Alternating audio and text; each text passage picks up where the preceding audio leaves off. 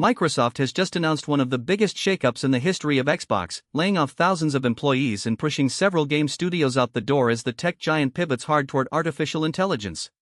On Monday, Microsoft revealed it is cutting 1,600 Xbox employees immediately, with another 1,250 roles set to be eliminated over the next year. Those Xbox cuts are part of a broader wave of 4,800 job losses across the entire company, roughly 2% of Microsoft's total global workforce. Xbox's new chief executive, Asha Sharma, sent a letter to employees acknowledging that the company had simply grown too big for the business it actually had. She pointed out that Xbox's platform teams are 40% larger than they were at the start of this console generation, even as the player base and overall playtime have declined. Her message was blunt: Xbox needs to reset and simplify. Sharma joined Xbox just 5 months ago with a mandate to turn things around. She set an ambitious target of doubling Xbox's reach to 1 billion daily users, a massive leap from where the brand stands today. But first, she says, comes the hard restructuring.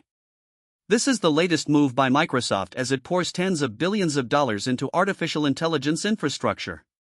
The company has made AI its overwhelming priority, and the video game division has clearly felt the squeeze.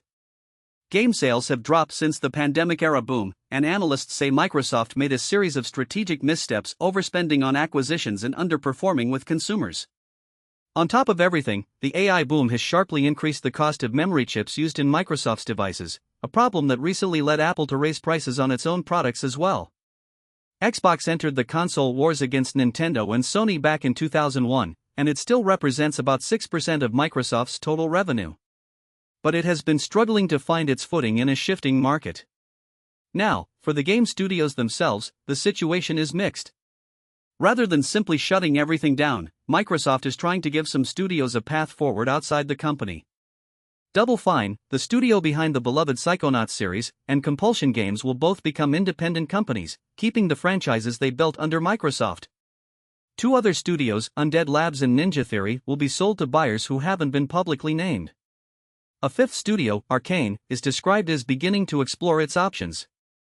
That approach could spare roughly 350 employees from layoffs, though cuts will still hit Xbox's remaining studios. The scale of what's happening here is hard to overstate. Xbox has been one of the most influential forces in gaming for over 2 decades.